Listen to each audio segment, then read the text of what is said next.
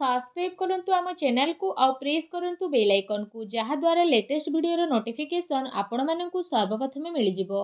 नमस्कार बंधुगण आपण मानकु आम यूट्यूब चैनल को स्वागत।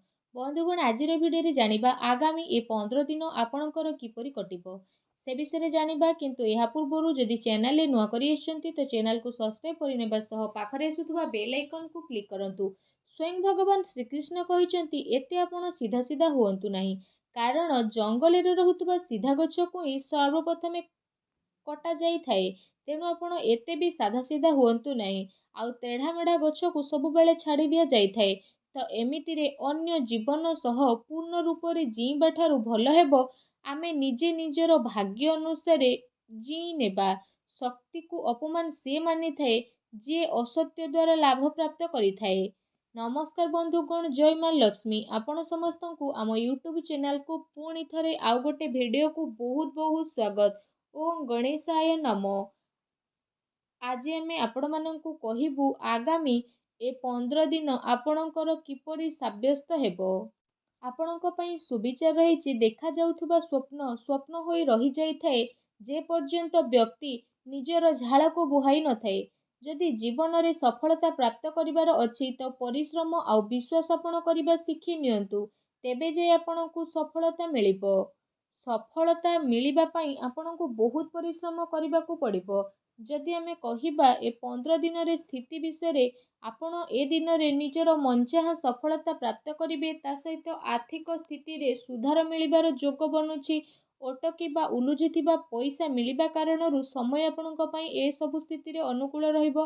विशेष भाବରେ पिलांकर पाठ पढ़ा आउ विवाह संबंधित गतिविधि रे खर्च आपणकर अधिक टिके होई पारे, सेथिपई भल स्थिति मध्य मिलिबो। ता सहित जदि फ्रेंड्स कहिबा पिलांकर किलकारी संबंधित कौनसी खुशी खबर मिलिबा कारणरू घरे खुशी भर वातावरण बनी जिवो। विशेष भाବରେ सरकारी कार्य जदि आपणकर चालुथुला तो ए सबु दिन रे कौनसी महत्वपूर्ण व्यक्तिंकर परामर्श आपणक सपक्ष रे मध्य जाई पारे। कौनसी धार्मिक स्थल रे जिबार स्थिति मध्य बनुछि। कौनसी भी कार्य करिबा द्वारा विवेक आउ धैर्यर सह काम करंतु, कारण भावना रे ने जाइथिबा निर्णय आपणक पई नुकसान होई पारे। जमीन जायदाद संबंधित सबु कागज करबाई करिबा समय रे लापरवाही आदु भी करंतु नाही, अन्यथा कौनसी प्रॉब्लम रे आपण फसी पारंती। विद्यार्थी को निजर पाठ पढ़ारे ध्यान केंद्रित करिबार आवश्यकता रहिछि। प्रॉपर्टी बिजनेस आपणकर फाइनल होई पारे, सावधान सह करंतु। ता सहित व्यवसायी पार्टी ए सबु अर्थात व्यापारिक गतिविधि आपणकर बहुत भल रहिबो। सरकारी चाकरी पेशा लोकंकु स्थान परिवर्तन संबंधित भल खबर मध्य मिलिबो। परिवार जनक सह भल समय को व्यतीत करिबारे आपणको बहुत ही खुशी अनुभव हेबो। प्रेम संबंध रे आपसिक सामंजस्यर स्थिति कारणरू आपणको खुशी अनुभव हेबो। ता सहित घरर कौनसी सदस्यंको स्वास्थ्य को नहीं चिंता आपणकर बनी रहिबो, किंतु एहा द्वारा आपणकर स्वास्थ्य प्रति सजग रहिबार अति आवश्यकता रहिछि।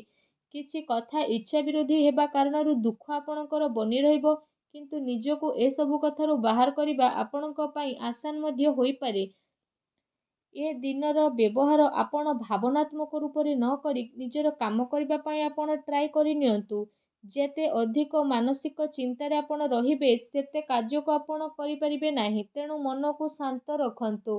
काम सिलसिला रे कौनसी व्यक्तिंक सह कथावार्ता करिबा समय रे शब्दर उल्लंघन करंतु नाही, नचेत परे प्रॉब्लम रे पड़ी पारंती। रिलेशनशिप सह जड़ित कथा स्पष्ट रूप रे सामना को आसीबो। एहार निर्णय नेबा आपणक पई आसान रहिबो। कौनसी काम को करिबा पूर्वरु ता सह जड़ित इनफॉरमेशन जानिबा पई ट्राई करंतु। एहा द्वारा बहुत भल स्थिति बनिबो। आपणकर सम्मान बढ़िबो। माता पितांकर वरिष्ठ लोकंकर मान सम्मान मध्य आपणकर बढ़िबार अति आवश्यकता रहिछि। ता सहित तांको आशीर्वाद और सहयोग मध्य आपणको प्राप्त हेबो। अन्य ठारो अधिक आशा करिबा द्वारा निजर कार्य प्रणाली रे विश्वास करिबार आवश्यकता रहिछि। व्यावसायिक स्थिति रे कौनसी प्रभावशाली व्यक्तिंकर मार्गदर्शन आपणक पई सहायकर साब्यस्त हेबो। कहार परामर्श रे आपण आदौ भी फसंतु नाही। चाकरी पेशा व्यक्ति को बहुत भल भाବରେ निजर काम को करिवे। एहा द्वारा अधिकारींकर लाभ आपणको मिलिबो। पति पत्नींक भितरे मधुरपूर्ण समय रहिबो। अविवाहित लोकंक पई भल संपर्क मध्य आसी पारे। ତଥା ପରିସ୍ଥିତିରେ ନିଜକୁ ସନ୍ତୁଳିତ ଓ ମଜବୁତ ବନେଇକି ରଖିବା ଆପଣଙ୍କର ଆବଶ୍ୟକ ବା ଭାବନାତ୍ମକ ପ୍ରଭାବରେ ଆସିକି ସ୍ଥିତି ଆପଣଙ୍କ ପାଇଁ ବହୁତ ଭଲ ରହିବ। ତା ସହିତ ଯଦି ବିଶେଷ ଭାବରେ କହିବା ଆପଣଙ୍କର ନିର୍ଣ୍ଣୟ ଭଲରେ ଠିକ୍ ରହିବ, କିନ୍ତୁ ଭୁଲ ବୁଝାମଣା ଉତ୍ପନ୍ନ ମଧ୍ୟ ହୋଇପାରେ। କାମ ଦ୍ୱାରା ଆପଣଙ୍କୁ ପରିବର୍ତ୍ତନ ମଧ୍ୟ ଆସିପାରେ। ତା ସହିତ ଯଦି କହିବା ପାର୍ଟନରସିପ୍ରୁ ଦୂରେଇ ରହିବା କାରଣରୁ ଏକାପଣ ମଧ୍ୟ ଆପଣ ଅନୁଭବ କରିପାରନ୍ତି। ଯଦି ମହିଳାଙ୍କ ବିଷୟରେ କହିବା, ମହିଳାଙ୍କ ପାଇଁ ସ୍ଥିତି ବହୁତ ଭଲ ରହିବ। ପ୍ରେମ ଜୀବନ ବିଷୟରେ ଯଦି କହିବା, ତ ପ୍ରେମ ଜୀବନର ସ୍ଥିତି ଏସବୁ ଦିନରେ ଆପଣଙ୍କ ସପକ୍ଷରେ ଯିବ। ଆଉ ଏ ସମୟରେ ଆପଣ ଆପଣଙ୍କର ସବୁ କାର୍ଯ୍ୟକୁ ପୁରା ସମ୍ମାନର ସହ ପୁରା କରିବେ, ଯେଉଁ କାରଣ ପାଇଁ ପାର୍ଟନର ଜଣେ ଆଉ ଜଣଙ୍କର ମହତ୍ତ୍ୱକୁ ବୁଝିପାରିବେ। ତା ସହିତ ଏସବୁ ସ୍ଥିତି ଆପଣଙ୍କର ଆହୁରି ଅଧିକ ମଜବୁତ ମଧ୍ୟ ବନିଯିବ। ଆପଣ ଆପଣଙ୍କର ଜୀବନସାଥୀଙ୍କ ପ୍ରେମର ସ୍ଥିତିକୁ ଅନୁଭବ ମଧ୍ୟ କରିପାରିବେ, ଯେଉଁ କାରଣ ପାଇଁ ଆପଣଙ୍କୁ ଦୁନିଆ ସାରାର ସବୁ ଜିନିଷକୁ ଭୁଲି ନିଜ ସାଥୀଙ୍କ ସହ ସମ୍ବନ୍ଧ ବନେଇ ରଖିବାର ଅବସର ମଧ୍ୟ ଏ ସମୟରେ ଆପଣଙ୍କୁ ପ୍ରାପ୍ତ ହେବ। ଆପଣ ଦୁଇ ଜଣଙ୍କ ଭିତରେ ଚାଲୁଥିବା ବିବାଦ ଖତମ ହେବାର ପୁରା ସମ୍ଭାବନା ମଧ୍ୟ ବନୁଅଛି। ତା ସହିତ ଯଦି କ୍ୟାରିୟର ବିଷୟରେ ଆଲୋଚନା କରିବା, ତ ଏ ସମୟରେ ବିଶେଷ ରୂପରେ ସେ ସବୁ ଲୋକଙ୍କ ପାଇଁ ଭଲ ବା ସଫଳତା ସହ ରହିବ ଯେଉଁମାନେ କୌଣସି ପ୍ରକାରର ଶିକ୍ଷା ବା ଲେଖନୀ କ୍ଷେତ୍ରରେ ଜଡ଼ିତ ଅଛନ୍ତି। ଶତ୍ରୁ, ଶୋଧକର୍ତ୍ତା, ପତ୍ରକାର, ଲେଖକ ଆଉ ଶିକ୍ଷା ସମ୍ବନ୍ଧିତ ଜଡ଼ିତ ବ୍ୟକ୍ତି ବିଶେଷଙ୍କୁ ଏସବୁ ଦିନରେ ବହୁତ ଅଧିକ ଆନନ୍ଦ ପ୍ରାପ୍ତ ହେବାର ଅତି ସଂକେତ ବନୁଅଛି। ଏ ଦିନରେ ଲମ୍ବା ଯୋଜନାକୁ ଆପଣ ବନେଇ ନିବେଶ କରିବାର ସ୍ଥିତି ମଧ୍ୟ ବନୁଛି।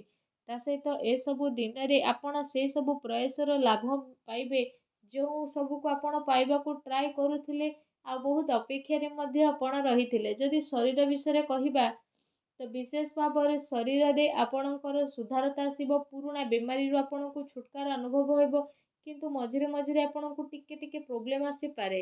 ବା ସାବଧାନ ରୁହନ୍ତୁ। ଖାଦ୍ୟପେୟ ଉପରେ ବିଶେଷ ଭାବରେ ଯତ୍ନ ରଖନ୍ତୁ। ଲମ୍ବା ସମୟରୁ ଆପଣ ଯାହା ଚାହୁଁଥିଲେ ସେ ସବୁ ଆପଣଙ୍କୁ ମିଳିବ। ସମସ୍ୟାର ଉଚିତ ହାଲରେ ପହଞ୍ଚିବା ପାଇଁ କୌଣସି ସଠିକ୍ ବ୍ୟକ୍ତିର ଆପଣଙ୍କୁ ପରାମର୍ଶ ନେବାକୁ ପଡ଼ିବ।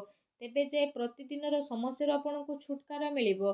ଏମିତିରେ କୌଣସି ମେଡ଼ିସିନ ଡକ୍ଟରଙ୍କ ବିନା ପରାମର୍ଶରେ ନେଲେ ଆପଣଙ୍କୁ ପରେ ପ୍ରୋବ୍ଲେମ୍ ଫେସ୍ ହୋଇପାରେ। ଭାଗ୍ୟର ପୁରା ସାଥ ଆଗାମୀ 15 ଦିନରେ ଆପଣଙ୍କୁ ତ ପ୍ରାପ୍ତ ହେବ, କିନ୍ତୁ ଯଦି ଉପାୟ ବିଷୟରେ କହିବା, ତ ଆଗାମୀ 15 ଦିନରେ ଭଗବାନ ଗଣେଶଙ୍କର ପୂଜା ଆରାଧନା କରନ୍ତୁ। ଘରୁ ଯେତେବେଳେ ବାହାରକୁ ଯାଉଛନ୍ତି ପକେଟରେ ଦୁବ ନେଇକି ଯାତ୍ରା ଆରମ୍ଭ କରନ୍ତୁ।